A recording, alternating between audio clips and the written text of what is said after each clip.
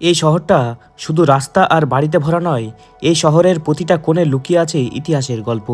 আজকের যাত্রায় আমরা ঘুরব উত্তর কলকাতার গঙ্গাঘাট থেকে শুরু করে হাওড়া ব্রিজ, প্রিন্সেপ ঘাট, মল্লিক ঘাট, ফুলবাজার আর জোড়াসাঁকো ঠাকুরবাড়ি পর্যন্ত। নদীর ঢেউ, স্টিলের ব্রিজ, ফুলের রং আর শতাব্দী প্রাচীন বাড়ির ছায়ায় কলকাতাকে দেখব একটু অন্যভাবে। তো চলুন শুরু করি আজকের একদিনের কলকাতা হেরিটেজ জার্নি। তো বন্ধুরা, ফাইনালি আমাদের ট্রেন আসছে, ধনাধন্য এক্সপ্রেস। এই কিনলাম ড্রাইভার পার্কিং করছে। নির্ধারিত সময়ে বহরমপুর স্টেশনে ২ নম্বর প্ল্যাটফর্ম থেকে লালগোলা টু কলকাতাগামী ধনধন্য এক্সপ্রেস করে শুরু করলাম আজকের জার্নি। আজকের জার্নিতে আমি ঘুরে দেখব একদিনে উত্তর ও দক্ষিণ কলকাতা। তো অবশেষে আমাদের ট্রেন নির্ধারিত সময় থেকে কিছুটা লেটে ঢুকলো নৈহাটি।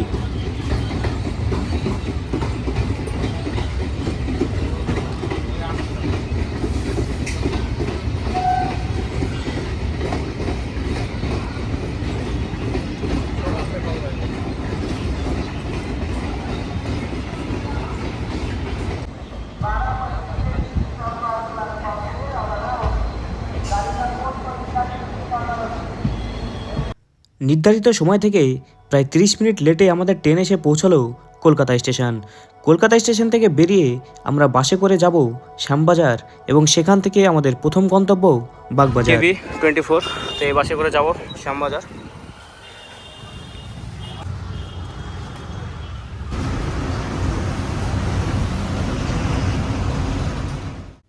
তো অবশেষে আমরা চলে এসেছি উত্তর কলকাতার এক শান্ত কোণায়, বাগবাজার মায়ের ঘাটে। শহরের কোলাহল পিছনে ফেলে এখানে গঙ্গার হাওয়ায় মিশে আছে এক অন্যরকম শান্তি। নৌকার চলাচল, ঘাটের ধাপ আর গঙ্গার ঢেউ সব মিলিয়ে জায়গাটা ভীষণ রিল্যাক্সিং। কলকাতা ঘোরার পথে এই ঘাটটা একবার হলেও দেখা উচিত। উত্তর কলকাতার অলিগলি পেরিয়ে পৌঁছে গেলাম গিরিশ ভবনে। নাট্য সম্রাট গিরিশচন্দ্র ঘোষের স্মৃতি বিজড়িত এক ঐতিহাসিক বাড়ি। এর পাশেই গিরিশ মঞ্চ, যেখানে আজও জীবন্ত হয়ে ওঠে বাংলা থিয়েটারের ঐতিহ্য। ইট কাঠের দেওয়ালের মাঝে লুকিয়ে আছে শতাব্দীর নাটক, আবেগ আর সংস্কৃতি। এই জায়গাগুলো না দেখলে উত্তর কলকাতার আসল গল্পটা অসম্পূর্ণই থেকে যায়।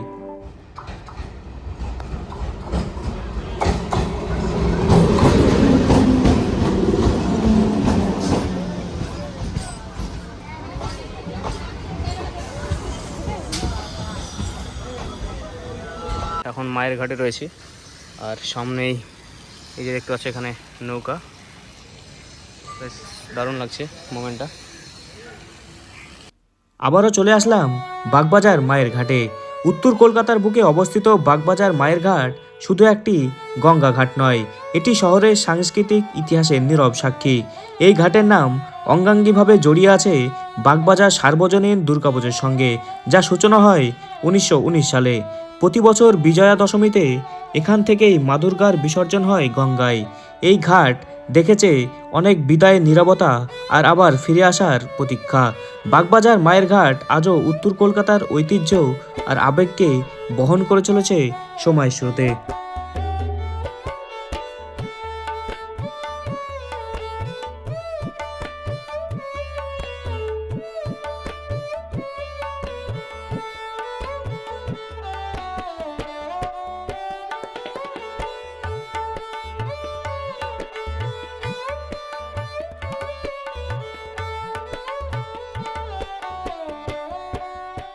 তো ফাইনালি বাগবাজার জেটি ঘাট দেখতে পাচ্ছ, আর ওপারটাই হাওড়া। আর এখান থেকে সানসেটের জাস্ট অসাধারণ একটা ভিউ।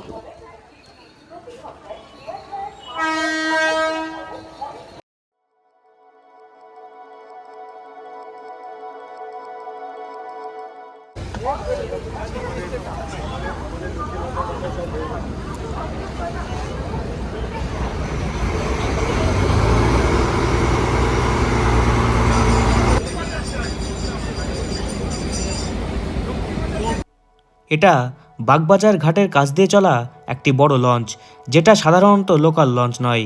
এই ধরনের লঞ্চ সাধারণত ব্যবহার হয় গঙ্গায় কার্গো, স্পেশাল ট্রান্সপোর্ট, ডক বা সরকারি কাজ বা লং রুট রিভার ভেসেল হিসাবে ভারত বাংলাদেশের মধ্যে নদীপথে যৌথ চুক্তি আছে। এই চুক্তির অধীনে কিছু লঞ্চ বা জাহাজ ভারত ও বাংলাদেশ দুই দেশেই চলাচল করতে পারে। তাই অনেক সময় দুই দেশের পতাকা একসাথে লাগানো থাকে। এটাকেই বলে প্রোটোকল রুট ভেসেল।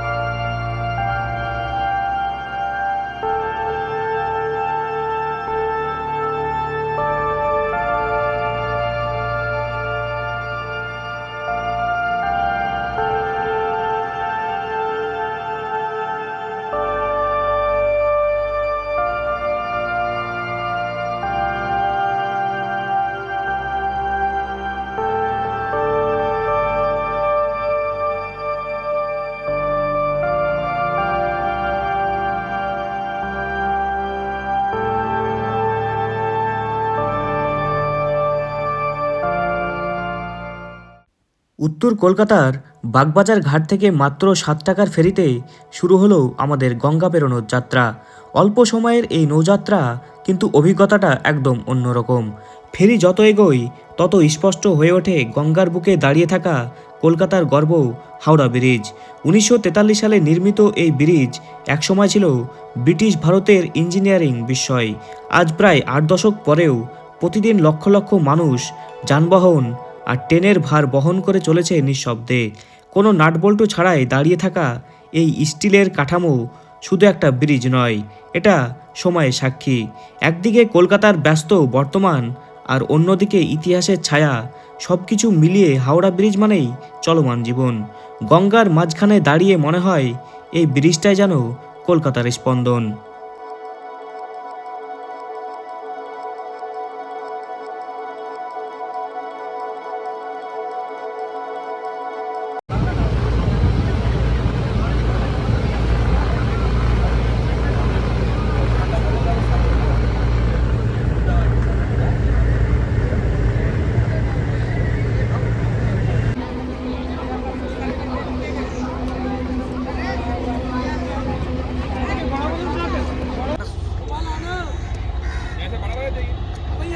बड़ा बाजार जाएगा सर, नहीं जाएगा।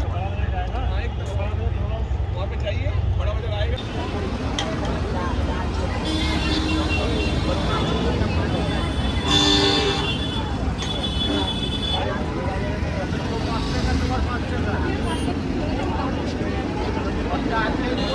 दोनों बचाए। Download the Amar Kolkata metro app and get 5% discount.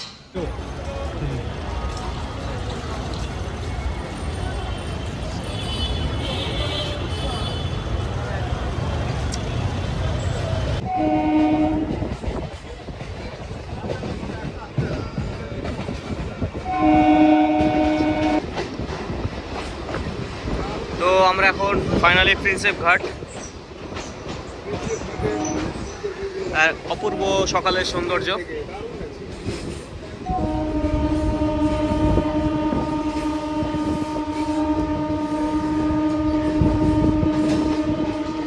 আর এখান থেকে বিদ্যাসাগর সেতু দেখতে পাওয়া যাচ্ছে, দারুণ একটা ভিউ।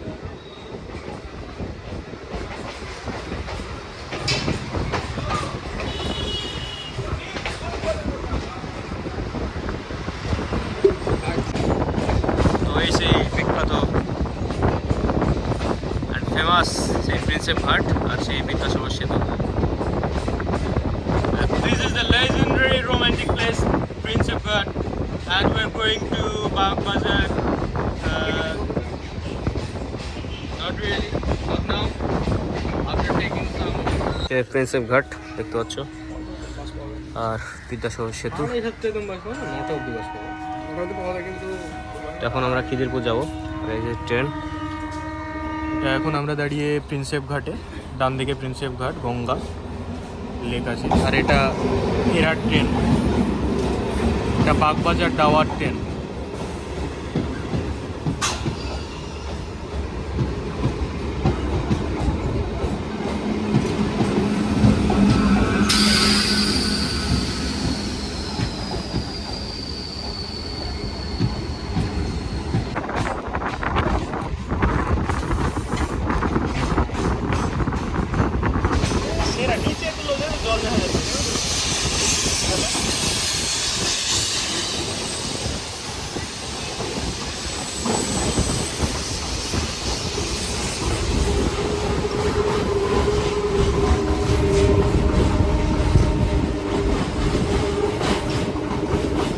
গঙ্গার তীরে দাঁড়িয়ে থাকা খিদিরপুর ডক কলকাতার বন্দর ইতিহাসের এক গুরুত্বপূর্ণ অধ্যায়। ব্রিটিশ আমলে গড়ে ওঠা এই ডক একসময় ছিল ভারতের পূর্ব উপকূলের প্রধান বাণিজ্য কেন্দ্র। এখান দিয়েই দেশ বিদেশের জাহাজ আসত, পণ্য, মানুষ আর নতুন সময়ের গল্প।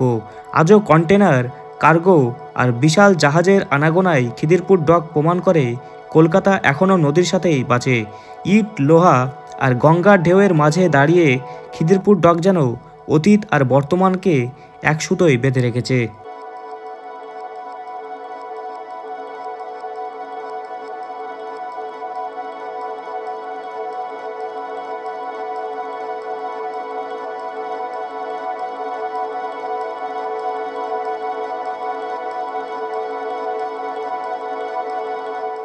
আমরা এই ট্রেনে করে খিদিরপুর নামলাম। তো আমরা এখান থেকে খিদিরপুরের ডক যাব এবং তোমাদেরকে দেখাবো। তো আমাদের ট্রেন ছেড়ে দিল ফাইনালি, আর এই বাম পাশে কিন্তু ডক রয়েছে। তো চলো ঘুরে ঘুরে দেখাবো। তো এই চত্বরটা হচ্ছে খিদিরপুর ডক, দেখতে পাচ্ছ এই এরিয়াটা পুরোটা। আর এটাই হচ্ছে সেই ফোল্ডিং ব্রিজ। এখানে কয়েকটা বাংলা সিনেমা শ্যুটিংও হয়েছিল, সম্ভবত জুলফিকারের শ্যুট হয়েছিল এখানে এই খিদিরপুর ডকে। আর এটা হচ্ছে সেই ফোল্ডিং ব্রিজটা, এই যে দেখতে পাচ্ছ। এখানে হাইড্রোলিক সিস্টেম আছে, পুরো উঠে যায়। সামনে এই জলজাহাজ দেখতে পাচ্ছ। তো লোকেশনটা খুবই সুন্দর, আর এটাই ডক চত্বর।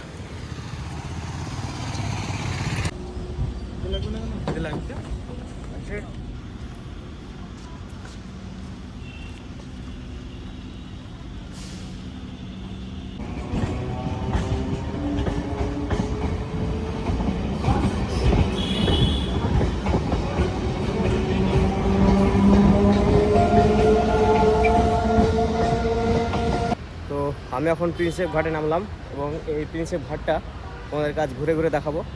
তো এটা এক অপূর্ব সুন্দর একটা শান্ত পরিবেশ, জায়গাটা বেশ সুন্দর এবং সেই সঙ্গে গঙ্গার সেই সুন্দর মৃদু বাতাস। তো সব মিলে বেশ দারুণ। আর আমার ঠিক পিছনে দেখতে পাচ্ছ সেই বিদ্যাসাগর সেতু। তো চলো এখন তোমাদেরকে ঘুরে ঘুরে দেখাবো এই প্রিন্সেপ ঘাট।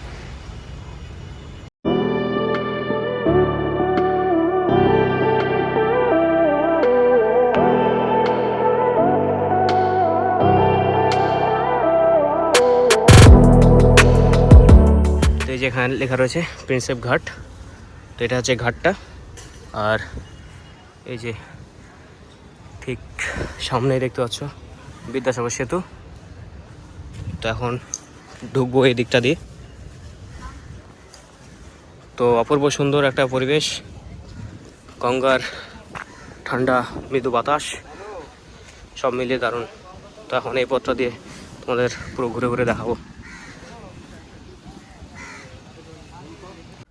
প্রিন্সেপ ঘাটের ঐতিহাসিক স্তম্ভের পাশেই গঙ্গার উপর দিয়ে বিস্তৃত বিদ্যাসাগর সেতু, যেটা সেকেন্ড হুগলি ব্রিজ নামেও পরিচিত।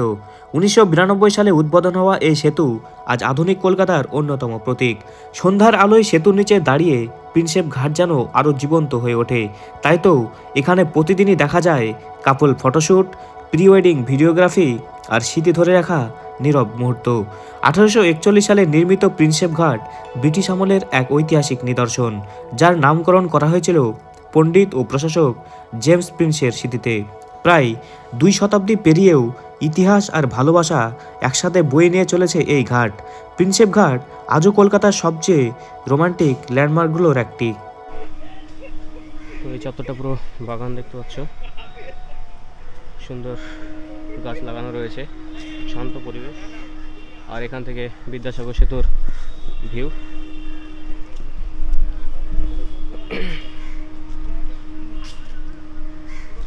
তো তোমাদের আজ এই প্রিন্সেপ ঘাটটা ঘুরে দেখালাম।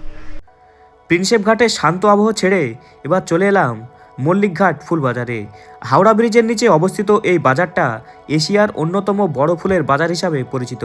ভোরের আলো ফোটার সঙ্গে সঙ্গেই এখানে শুরু হয় রং, গন্ধ আর জীবিকার গল্প। হাজারো ফুলের মাঝে ব্যস্ত হাত আর ডাক আর হাক, সব মিলিয়ে মল্লিকঘাট যেন কলকাতার জীবন্ত স্পন্দন। এখানে এসে বোঝা যায় শহরের জীবন শুধু ইতিহাসে নয়, প্রতিদিনের কাজেই বেঁচে থাকে।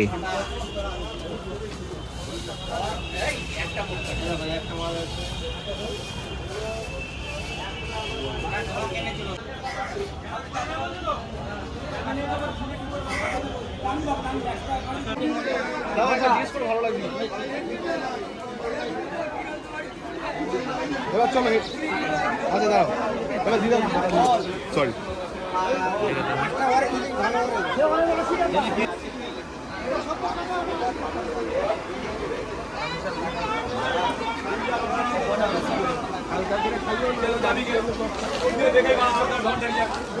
$140 টাকা।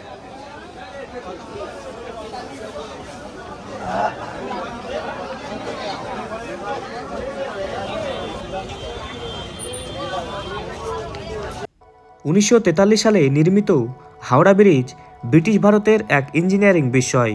নাটবল্টু ছাড়াই তৈরি এই স্টিল কাঠামো প্রতিদিন লক্ষ লক্ষ মানুষ আর যানবাহনের ভার বহন করে। গঙ্গার বুকে দাঁড়িয়ে হাওড়া ব্রিজ আজও কলকাতার অতীত আর বর্তমানকে একসাথে বেঁধে রেখেছে।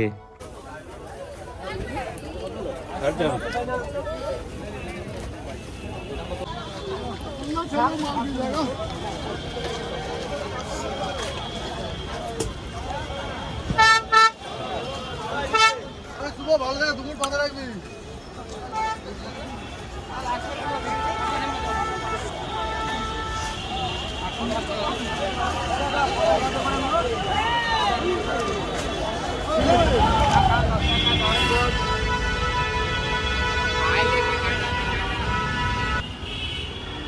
সেই ব্যস্ততম হাওড়া ব্রিজ।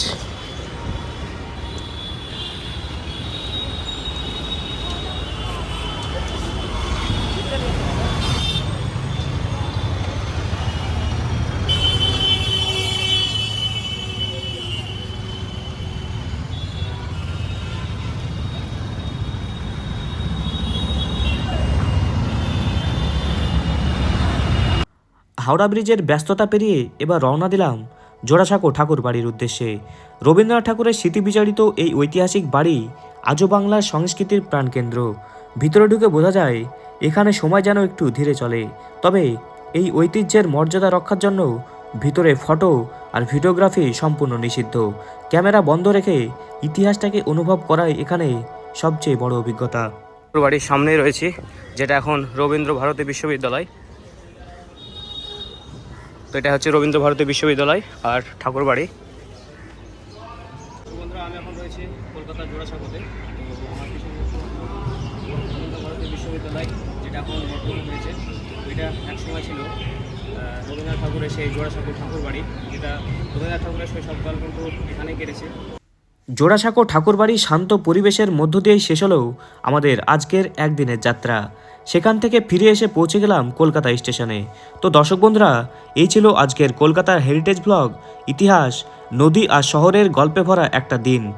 ভালো লাগলে লাইক করবেন, ভিডিওটা শেয়ার করবেন, আর এমন আরও ব্লগের জন্য চ্যানেলটা সাবস্ক্রাইব করতে ভুলবেন না। দেখা হবে পরের যাত্রায় নতুন কোনো গল্প নিয়ে।